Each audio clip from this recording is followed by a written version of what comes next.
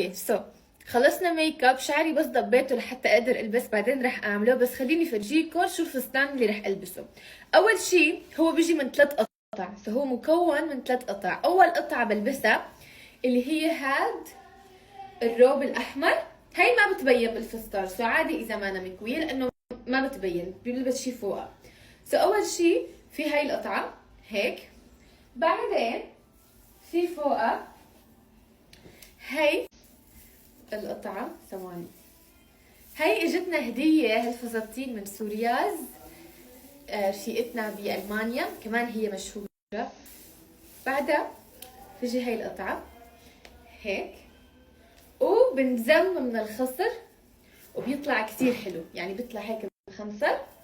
وفوقه في هي الشلفة، وفوق الشلفة رح البس الكمر هاد. صعب كتير تفهموه، لبين ما البسه وافرجيكم اياه رح اقنعكم فيه بشكل. فخلوني غير وارجع لكم.